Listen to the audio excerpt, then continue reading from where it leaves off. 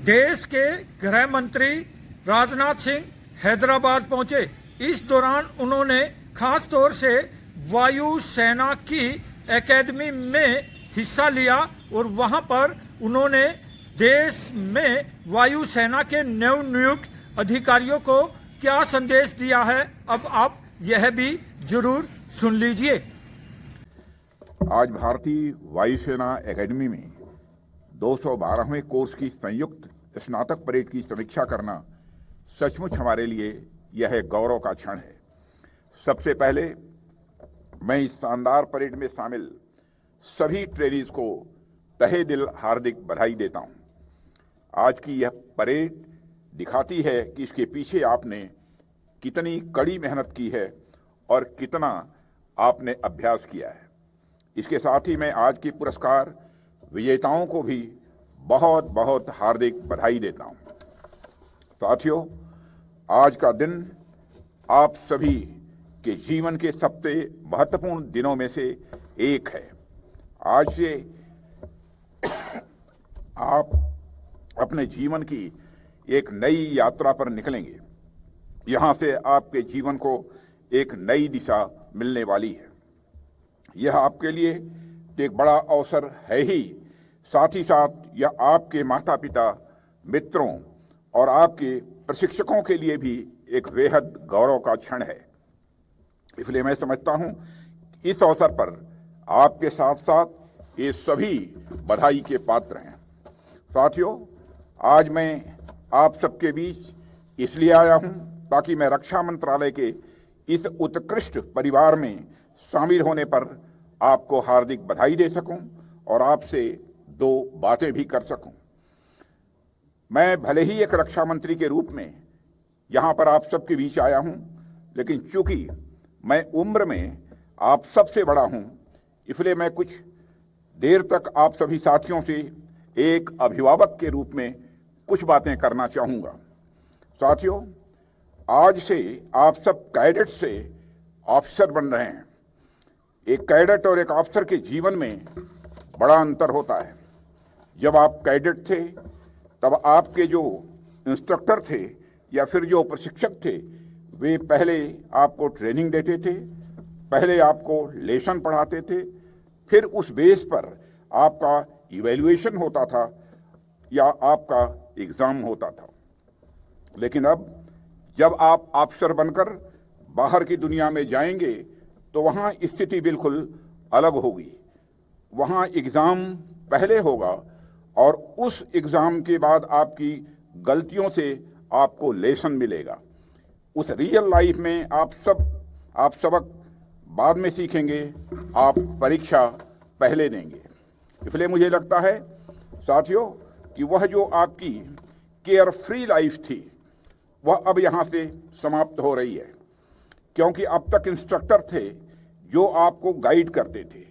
उस इंस्ट्रक्टर के साथ या उस टीचर के साथ आपका आत्मीय रिश्ता था, लेकिन अब आगे से आपके जीवन का इंस्ट्रक्टर भी बदलने वाला है। जब आपके सीनियर ऑफिसर या फिर आपके ट्रेनर आपके इंस्ट्रक्टर नहीं होंगे, बल्कि अब जिंदगी और खुला आसमान आपके इंस्ट्रक्टर होंगे। अब तक आप अपने टीचर से, अपने इंस्ट्रक्टर से, अपने माता पिता से, अपने परिवार से और अपने समाज से कुछ सीखते थे, लेकिन अब यहां से आपको आपकी जिंदगी ही आपको सिखाएगी। साथियों, मैं जब से यहां आया हूं तब से मैं आपके अंदर की ऊर्जा और जोश को देख पा रहा हूं, और ऐसा होता भी है। सामान्य तौर पर देखा जाता है कि जो कैडेट्स होते हैं बड़े एनर्जेटिक होते हैं, उनके अंदर नए विचारों के प्रति एक खुलापन होता है, उनके अंदर आइडियलिज्म होता है। लेकिन साथ ही मैंने अपने 50 वर्षों के सार्वजनिक जीवन के अनुभव में यह बात भी देखी है कि चाहे वह आर्म्ड फोर्सेस हो, राजनीति हो, कला हो या फिर कोई और सार्वजनिक क्षेत्र हो, जैसे जैसे आप वास्तविकता के धरातल पर आगे बढ़ते जाते हैं, वैसे वैसे कुछ लोगों के अंदर का आइडियलिज्म यह धुंधला पड़ने लगता है।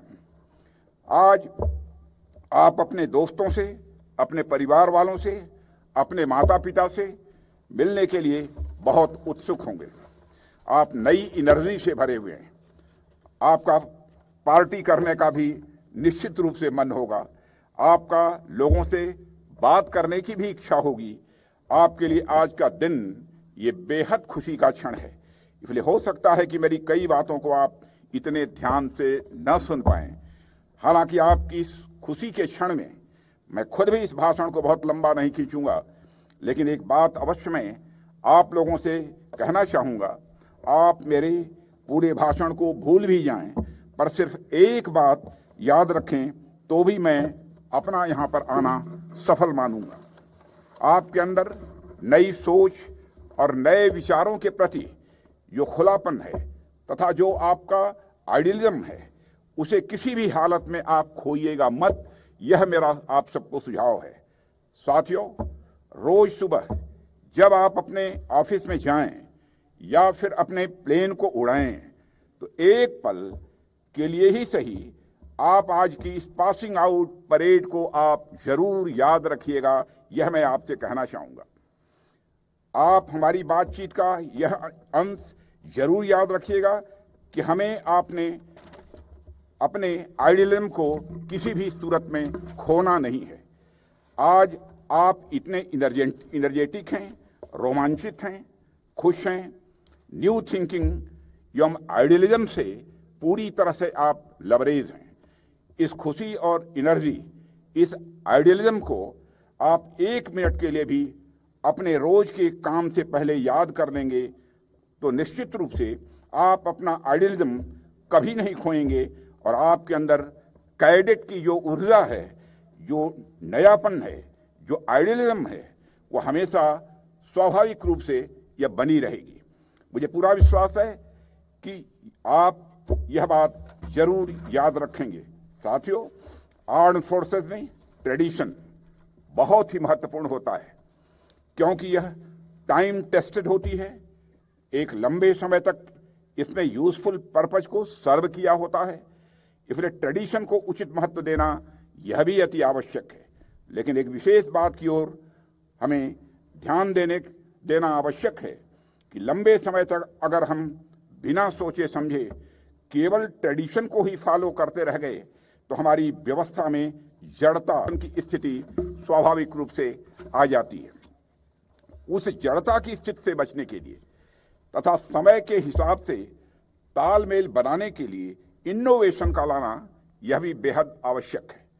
इनोवेशन बदलती परिस्थितियों के अनुसार हमें तैयार करता है और चूंकि दुनिया में हर चीज लगातार परिवर्तनशील है, इसलिए हमें इनोवेशन पर भी उतना ही ध्यान देने की आवश्यकता है। ट्रेडिशन और इनोवेशन के बीच हम केवल ट्रेडिशन को फॉलो करते रहेंगे तो हमारी हालत उस डेड लेक की तरह हो जाएगी जिसके पानी से बदबू आने लगती है।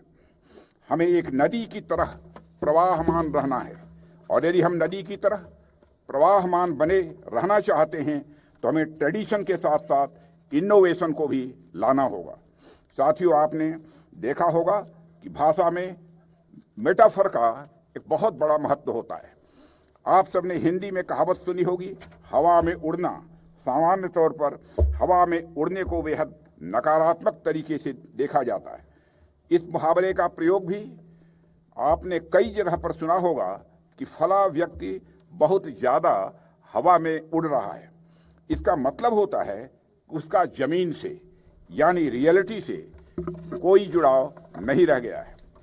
आप लोगों के मामले में ऐसी स्थिति मैं मानता हूं बिल्कुल नहीं है। आप जमीन से ही उड़ के हवा में जाते हैं और हवा से वापस आप जमीन पर ही आते हैं, तो एक तरह से आप हवा में उड़ते हुए भी जमीन से जुड़े रहते हैं। इसलिए मैं चाहता हूं कि आप हवा में भी उड़ते रहिए और जमीन से भी रिश्ता अपना बनाकर रखिए, यानी कि आप इनोवेशन भी लाइए और ट्रेडिशन को भी फॉलो करते रहिए। मुझे विश्वास है कि मेरे इन बातों पर आप सभी निश्चित रूप से विचार करेंगे। मैं अपनी तरफ से आपको आपके जीवन की आगे की यात्रा के लिए ढेर सारी शुभकामनाएं देता हूं और मुझे विश्वास है कि आप अपने माता पिता परिवार और राष्ट्र का मस्तक सदैव ऊंचा करेंगे। इतना कहकर यहीं पर मैं अपनी बात समाप्त करता हूं। आप सबको अंत में पुनः मेरी हार्दिक शुभकामनाएं। बहुत बहुत धन्यवाद। जय हिंद। इस अवसर पर वायु सेना के होनहार जवानों ने हेलीकॉप्टर के अतिरिक्त हवाई जहाज के भी रोमांचकारी प्रदर्शन किए, जो काफी आकर्षण युक्त भी रहे। राजेश खत्री, हैदराबाद, तेलंगाना।